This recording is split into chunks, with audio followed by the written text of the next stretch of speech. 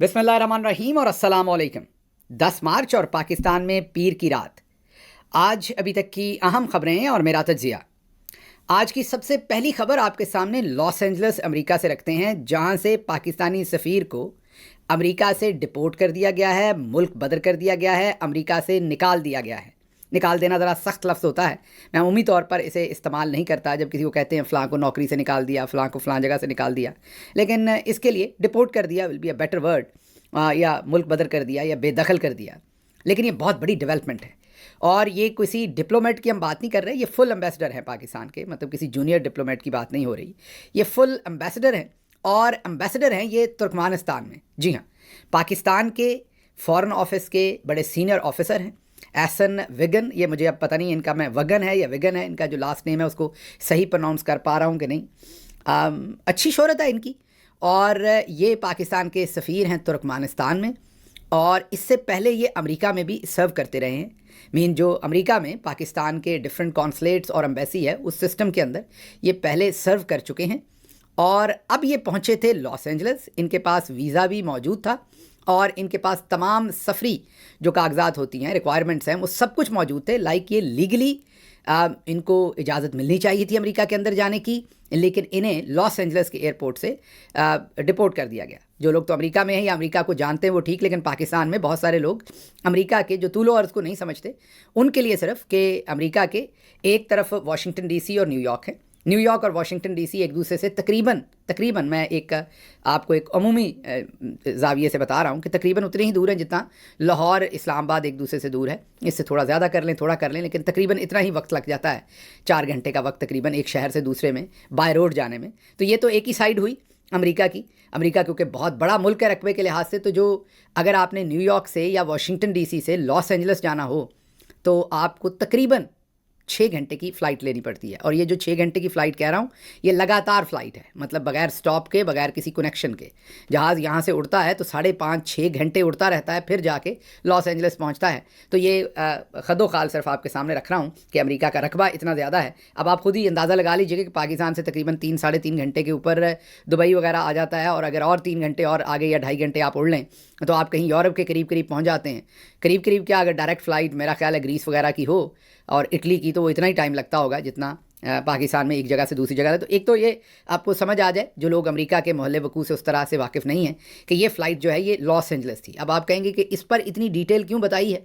इसलिए बताई है कि इससे आपको ये बात तो वाज़े हो जाएगी कि वो वाशिंगटन डीसी नहीं आ रहे थे, वो लॉस एंजल्स थे, बिल्कुल ही एक दूसरा कोना है। इसका मतलब ये हुआ कि ये उनका निजी दौरा था, ये कोई सरकारी दौरा नहीं था, ये किसी किस्म का सरकारी इसमें काम नहीं था, लेकिन ज़ाहिर है वो एक सरकारी हैसियत में है।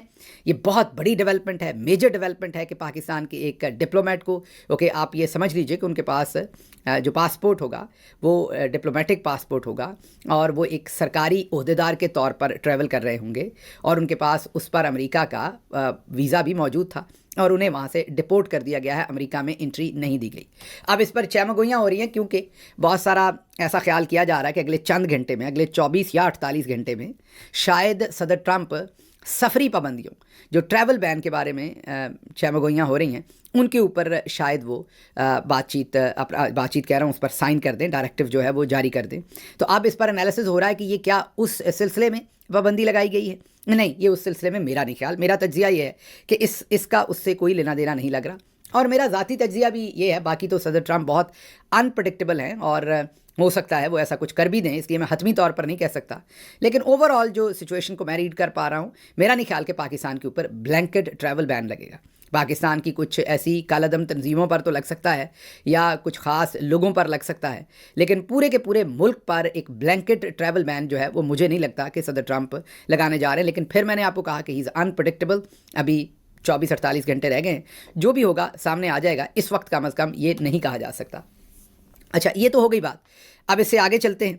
अब इससे आगे ये कि एक तो ये ज़ाहिर है जो एम्बेसडर हैं हमारे वो डिपोर्ट हुए हैं, तो अब ये सवाल भी है कि इसकी मुबारकबाद किसने लेनी है, क्योंकि कल ही हमें लांसना एक मुना आलम साहबा बता रही थी कि जो अमेरिका से मुबारकबाद आई थी वो तो सिर्फ़ और सिर्फ आर्मी का, उन्होंने लफ्ज़ आर्मी इस्तेमाल किया, हमने पिछले व्लॉग में भी कहा कि आर्मी तो इंस्टीट्यूशन है, ज़ाहिर है वो आर्मी चीफ़ को उसका पूरा क्रेडिट दे रही थी, और सीधे उनके अल्फाज थे लांसना एक मुना आलम साहबा के कि वो सिर्फ़ और सिर्फ वो آرمی چیف کا. انہوں نے آرمی چیف نہیں کہا, آرمی کہا, لیکن ظاہر ہے وہ آرمی چیف ہی کہنا چاہ رہی تھی کہ سارا کریڈٹ صرف آرمی چیف کا ہے, اس میں حکومت کا کوئی لینا دینا نہیں. ویسے یہ کوئی اندر کی خبر تو نہیں ہے, ایسے بریک کرتے ہیں پکے منہ سے جیسے کوئی اندر کی خبر ہو. مطلب آج پیر کا دن ہے تو انہوں نے کہا میں پوری ذمہ داری سے آپ کو بتاتی ہوں. شکر ہے یہ نہیں انہوں نے کہا کہ میں پوری ذمہ داری سے بتاتی ہوں کہ آج پیر کا دن ہے.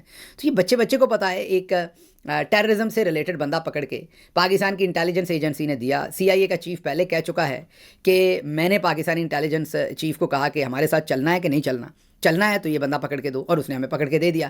تو یہ ظاہر ہے ایک روٹین کا ملٹری آپریشن ہی ہے. تو اس میں بیچارے شہباز شریف کے کہنے پر تو آج کل تھانے دار کسی کو, اشفاق جو بڑا SHO ہے وہ شہباز شریف کے کہنے پر کسی کو نہیں پکڑتا. تو سب کچھ ہی جنرل صاحب کر رہے ہیں, لیکن لانس نائک منى عالم صاحبہ نے کہا کہ میں پوری ذمہ داری سے آپ کو بتاتی ہوں. اچھا خیر, اب اس کی ایک تو مبارکباد کا فیصلہ کر لیں گھر میں کہ وہ کس کو دینی ہے مبارکباد جناب, یہ فیصلہ کر لیں. لیکن دوسرا یہ ہے کہ یہ بالکل بھی بلینکٹ ٹریول بین کے ساتھ اس کا معاملہ نہیں ہے, جو مجھے لگ رہا ہے یہ کیونکہ یہاں پر سرو کرتے رہے ایمبیسی میں, اس زمانے میں ان کے خلاف کوئی کمپلین ہوگی جو لگ رہا ہے مجھے, اور اس کی بیس پر انہیں دیا ہوگا, انٹری نہیں دی ہوگی. لیکن یہ ہمارے ہم وطن ہیں, یہ ہمارے لیے کوئی خوشی کی بات نہیں ہے کسی صورت بھی. ہمارے فارن آفس کے ایک آفیسر ہیں, میرے لیے ذاتی طور پر یا کسی کے لیے بھی, یہ وہ پاکستان کی جگ ہسائی ہے جو یہ رجیم کروا رہی ہے, اور جس لیول تک پاکستان کو انہوں نے آئسولیٹ کر دیا ہے. اگلی خبر کی طرف چلتے ہیں, اور وہ اسی سے ریلیٹڈ ہے. اور وہ خبر اب یہ ہے کہ پاکستان کو اب کلاسیفائی کر دیا ہوا ہے جو ایسی اسٹیٹس ہیں جہاں پر اپنے ہی لوگوں کے جو حقوق ہیں ان کو پامال کیا جا رہا ہے. جی ہاں, یہ ایک نئی کلاسیفیکیشن آئی ہے جس میں پاکستان کو ڈالا گیا ہے, جو بھی ریپریسڈ لسٹ اسٹیٹس ہیں ان کی لسٹ میں ڈالا گیا ہے. یہ ایک آپ یہ کہیں کہ بہت ہی بدنامی کی بات ہے, اور اس سے پاکستان پر بہت گہرے اثرات آئیں گے, لیکن ہے تو یہ ریالٹی بیسڈ. انہوں نے کیوں پاکستان کو اس کو ایڈ کیا ہے؟ ایک تو پاکستان نے جو جرنلسٹوں کے ساتھ ظلم اور مظالم کے ساتھ ساتھ جو کرمنل ایکٹیویٹیز ان کے ساتھ کی ہیں, پولیٹیکل ایکٹیوسٹس کو جیسے یہاں پر ڈیل کیا گیا ہے, جیسے پروٹیسٹرز جو احتجاج کرتے ہیں پرامن, ان کے اوپر کریک ڈاؤن کیا گیا ہے. پھر یہ جو پیکا لا بنایا گیا ہے تاکہ لوگوں کو گیگ کیا جا سکے, میڈیا کو حش کیا جا سکے, لوگوں کی زبان بندی کی جا سکے, یہ سب کچھ جو ہے اس کی بیسس کے اوپر اب ایک اور واچ ڈاگ نے دنیا میں پاکستان کو جو ہے وہ ریپریسڈ جو نیشنز ہیں اس میں ڈال دیا ہے, اور اب مانیٹرنگ ہوگی. ظاہر ہے اس سے پاکستان کے اندر جو پہلے لوگوں کو ویزاز دنیا میں ملتے ہیں, یا کاروباری معاملات ہیں, یا پاکستان کے اندر انویسٹمنٹ کے معاملات ہیں, وہ خراب ہو جائیں گے, اور پاکستان کو شدید اس کا نقصان ہوگا. اور بھی ملک جن میں یہ مطلب یہ کوئی ایک ملک نہیں ہے, اور بھی ملکوں کو انہوں نے اپنی لسٹوں میں چاند کو شامل کیا ہے, لیکن ہم اب ان بدترین ملکوں کی لسٹ میں چلے گئے ہیں. دس از ویری انفارچونیٹ, لیکن یہ ہوا ہے. اچھا جی, ایک اور خبر, یہ بھی ملک سے باہر ہی, اب تیسری ملک سے باہر کی خبر ہے آج, اور وہ خبر ہے اسپین سے اور اٹلی سے.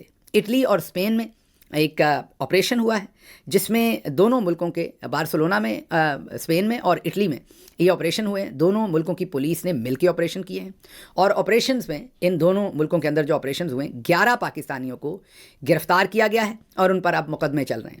اور یہ غالباً آج سے 2-3 دن پہلے 7 تاریخ کو یہ سب کچھ کیا گیا ہے, اور اس کی خبر آج آئی ہے. اور یہ جو کچھ بھی ہوا ہے اس سے جو اطلاعات سامنے آ رہی ہیں وہ یہ ہیں کہ ان کا جو رپورٹڈلی ان کا تعلق جو ہے وہ تحریک لبیک کے ساتھ ہے. آپ سب کو پتہ ہے کہ تحریک لبیک کے پیچھے ہماری ملٹری جنرلز ہیں. آپ کو آن فیس آف اٹ تو ظاہر ہے وہ prophet Muhammad peace be upon him, ان کے لیے وہ ان کے لیے بات کرتے ہوئے آپ کو نظر آتے ہیں, ان کی شان کے لیے وہ بات کرتے ہوئے نظر آتے ہیں. لیکن جب ہمارے ملٹری جنرلز کو ضرورت پڑتی ہے کہ کسی پولیٹیکل گورنمنٹ کو بلیک میل کرنا ہے تو تب ان کے مظاہرے جو ہیں وہ نکلتے رہے ہیں. ہماری حکومت میں بار بار یہ ہوتا رہا ہے, اور کسی زمانے میں پیٹرول مہنگا سستے پر بھی وہ کرتے تھے اور بھی. لیکن پھر آپ نے دیکھا کہ جب جنرل باجوہ نے اچیو کر لیا اپنا ٹارگٹ تو اس کے بعد آپ نے کبھی بھی تحریک لبیک کو نہ ہی فرانسی سفیر کے بارے میں اور نہ ہی کسی اور چیز کے بارے میں نکلتے دیکھا. لیکن ایک ہوتی ہے لیڈرشپ کے اوپر کوآرڈینیشن, ساری وہ ملٹری جنرلز کے ساتھ ہے, جب وہ ان کو استعمال کرنا چاہتے ہیں کر لیتے ہیں. ایک اور لیول ہوتا ہے وہ نیچے ورکر کا ہے. ورکر کسی بھی جماعت کا ہو, وہ ظاہر ہے وہ آزاد ہوتا ہے بہت ساری چیزوں میں, اور پھر جو بھی آئیڈیالوجی آپ اسے دیتے ہیں وہ اس کو بائی کرتا ہے. اب تحریک لبیک کے اوپر تو لوگوں کی کوآرڈینیشن اچھی ہوگی ملٹری جنرلز کے ساتھ, اور جب انہیں کہا جاتا ہے کہ اب اس ایشو کے اوپر آپ دھرنا نکال دیں یا جلوس نکال دیں, وہ نکال دیتے ہیں. لیکن جو نیچے ان کا عام رینک اینڈ فائل ہے وہ تو اس طرح کی سنکرونائزیشن نہیں ہوتی نا. تو ان میں سے کئیوں نے یورپ میں بیٹھے ہوئے کچھ ایسی اسٹیٹمنٹس جاری کر دیں جن کو انتہا پسندی میں، شدت پسندی میں کلاسیفائی کیا جاتا ہے، اور ان ملکوں کے لوگوں پر حملے کرنے کے بارے میں ان ملکوں میں جو اٹلی اور اسپین کے قوانین کے مطابق انتہا پسندانہ اسٹیٹمنٹس تھیں جس کے اوپر اب یہ آپریشن کیا گیا ہے. یہ بھی پاکستان کے لیے ظاہر ہے کوئی نیک نامی نہیں ہے، اور ہمارے لوگ جو باہر بیٹھ کے وہاں کے قوانین کو جب فالو نہیں کرتے تو یہ کوئی اچھی بات نہیں ہے. ہمیں جس ملک میں ہم رہتے ہیں وہاں کے قوانین کو فالو کرنا چاہیے. اپنی جدوجہد جو ہے وہ ضرور کریں، کوئی بھی چیز آپ کو ناپسند ہے اس پر آواز اٹھائیں، لیکن ان ملکوں کے قوانین کے مطابق آواز اٹھائیں. اور اگر آپ کو وہ ملک ان کے قوانین پسند نہیں ہے تو پھر ہمیں وہاں نہیں رہنا چاہیے. ہمیں کسی ایسے ملک میں چلے جانا چاہیے جہاں کے قوانین ہمیں پسند ہو، لیکن جس ملک میں ہم موجود ہوں ہمیں ان کے قوانین کے مطابق کام کرنے چاہیے. ہاں، اس کے اندر بھی بہت ساری جگہ ہوتی ہے، آپ کو شدت پسندی کی طرف کسی صورت بھی مائل نہیں ہونا چاہیے. بہرحال یہ وہاں پر اب سچویشن جو ہے وہ ڈیولپ ہو رہی ہے. اچھا، یہ جو سارا کچھ آپ کے سامنے ٹریول بین کا، اس کے اوپر جو پاکستانی فورمز ہیں جیسے پاک پیک ہے، انہوں نے سب سے پہلے اس پر ایک بہت ہی ہم نے ٹویٹ بھی کی تھی 2 دن پہلے 3 دن پہلے، بہت ہی انہوں نے ایک ڈیٹیلڈ ایک اپنی پوزیشن لی، اور اس کے اوپر انہوں نے کہا کہ یہ ٹریول بین اگر لگے گا تو ہم اس کو فائٹ بیک کریں گے. اس کی وجہ یہ ہے کہ یہ ٹریول بین، ہم تو یہ چاہتے ہیں کہ اگر ٹریول کا کوئی بین لگنا ہے تو ان چند لوگوں پر لگے جنہوں نے ظلم کیا، پورے پاکستانیوں پر کیوں لگے؟ پاکستان کے 25 کروڑ عوام اس کی قیمت کیوں ادا کریں چند لوگوں کے گناہوں کی؟ ہمارے اسٹوڈنٹس پر کیوں لگے؟ ہمارے بزنس مین پر کیوں لگے؟ تو اس لیے پاک پیک کی جو اسٹیٹمنٹ ہے وہ بہت اچھی ہے. فرسٹ پاکستان گلوبل کی بھی آئی، دوسرے لوگوں کی بھی اسٹیٹمنٹس اس کے اوپر آئی ہیں اب. اور لیکن میں نے جو آپ کو انالیسس دیا ہے، میرا نہیں خیال کہ بلینکٹ بین جو ہے، لیکن پھر ٹرمپ جو ہے وہ انپریڈکٹیبل بھی، اس طرف بھی کام جو ہے وہ ہو سکتا ہے. اچھا جی، تیسری خبر جو آپ کے سامنے رکھنی ہے، بڑی میجر نیوز ہے میرے اعتبار سے یہ بھی. ثانیہ نشتر، جی ہاں، ڈاکٹر ثانیہ نشتر، انہوں نے ریزائن، ان کا آج نوٹیفیکیشن ہوا ہے کہ ان کے ریزیگنیشن کو ایکسیپٹ کر لیا گیا ہے، اور ان کا ایز اے سینیٹر، وہ پاکستان تحریک انصاف کی کے پی کے سے سینیٹر تھیں. ڈاکٹر ثانیہ نشتر کو آپ سب جانتے ہیں، قوم کی ایک بہت ہی لائق فائق اجلی بیٹی. انہوں نے پاکستان کی تاریخ میں چند جو بہترین پروگرام چلے ہیں، شفاف پروگرام چلے ہیں، ان میں احساس پروگرام ہے. مجھے اس چیز کا شرف حاصل ہے کیونکہ احساس پروگرام غریبوں کے لیے تھا، انڈر پریویلیجڈ لوگوں کے لیے تھا. تو مجھے اس چیز کا شرف ہے کہ پرائم منسٹر آفس میں سے میری ان کے ساتھ بہت گہری کوارڈینیشن رہتی تھی. وہ بھلے میڈیا سے ریلیٹڈ چیزیں ہوں، بھلے ویسے ہوں، اور وہ ہماری بہن ہیں، ان کے ساتھ بہت ہی کلوز کوارڈینیشن میں ڈیلی بیسس کے اوپر تقریباً کام کرتے تھے. ان کے آفس جانا، میٹنگز اٹینڈ کرنا، ان کا ہمارے آفس میں آنا، تو میں نے انہیں کام کرتے بھی دیکھا ہے. اور اس پروگرام میں کیونکہ پرائم منسٹر صاحب کی اپنی بہت زیادہ انوالومنٹ تھی احساس پروگرام میں، میجر آئیڈیاز، انیشیٹیوز ان کے اپنے ہوتے تھے. اور یہ میں اس لیے نہیں کہہ رہا کہ وہ ہمارے لیڈر ہیں تو سارا کچھ انہوں نے کھاتے چھپا دو، نہیں، جو مین آئیڈیاز تھے سارے کے سارے وہ انہی کے تھے. کوئی 1-2 کو چھوڑ کے 80-90% جتنے بھی انیشیٹو تھے وہ ان کے اپنے آئیڈیاز تھے. ہاں، اس کو پھر عملی جامہ جو ہے وہ جو پروگرام تھا پورا ثانیہ نشتر صاحبہ کا، اس کی ایگزیکیوشن ایمانداری کے ساتھ، خلوص کے ساتھ، پوری ترتیب کے ساتھ کرنا جو ہے وہ بہت اس کا بہت تحسین کے قابل ہے. وہ سب کچھ جو ثانیہ نشتر صاحبہ نے کیا، ان کو میرا خراج تحسین اور مبارکباد بھی میں دینا چاہوں گا. چودھری نظام الدین صاحب کو کہ جو ایک جس طرح کے لوگ سیاست میں ناپید ہیں، پڑھے لکھے لوگ، ایماندار لوگ، ان لوگوں کو انہوں نے سیاست سے نکالنے میں کلیدی کردار ادا کیا ہے. پرسوں خواتین کا عالمی دن تھا. میرے خیال میں تو اس زمانے میں جو پاکستان کی خواتین میں کچھ 4-5 معتبر ترین خواتین پبلک سروس کے اندر سامنے آئی ہیں، ان میں ایک ڈاکٹر ثانیہ نشتر ہیں.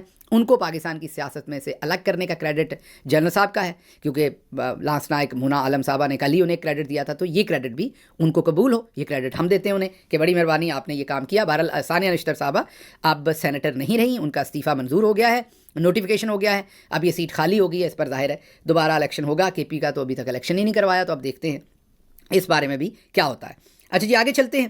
اگلی خبر جو ہے وہ آج قومی اسمبلی میں سے آپ کے سامنے رکھتے ہیں، بلکہ سینٹ اور قومی اسمبلی کی اکٹھی خبر ہے. وہاں پر آصف علی زرداری صاحب نے خطاب کیا ہے.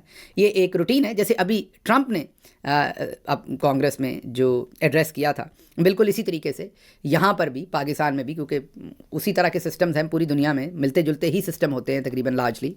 تو پاکستان میں بھی جو پارلیمانی سال ہوتا ہے اس کا آغاز صدر کی تقریر سے ہوتا ہے، اور صدر سینٹ اور جو قومی اسمبلی ہے ان دونوں کے مشترکہ اجلاس کے ساتھ خطاب کرتے ہیں، پچھلے سال کی پرفارمنس کا اعادہ کرتے ہیں اور اگلے سال پاکستان میں کیا ہونا چاہیے. صدر ایک آپ یہ کہہ لیں کہ ایک ان کی ایک مشورہ کہہ لیں، وہ دیتے ہیں، اپنا ایک گائیڈنس دیتے ہیں. مرضی تو باقی ایگزیکٹو پاور تو پرائم منسٹر کے پاس ہوتی ہے، لیکن اس دفعہ تو وہ جنرل عاصم منیر صاحب کے پاس ہے. پرائم منسٹر تو بیچارہ ڈمی بیٹھا ہوا ہے. لیکن خیر، صدر زرداری وہاں پر آئے، لاغر تھے بہت، بہت زیادہ وہ کمزور لگ رہے تھے. لاگر اس لیے کہہ رہا ہوں, بڑی مشکل سے چل رہے تھے, مشکل سے آ کے کھڑے ہوئے, تقریر انہوں نے بڑی مشکل سے کی.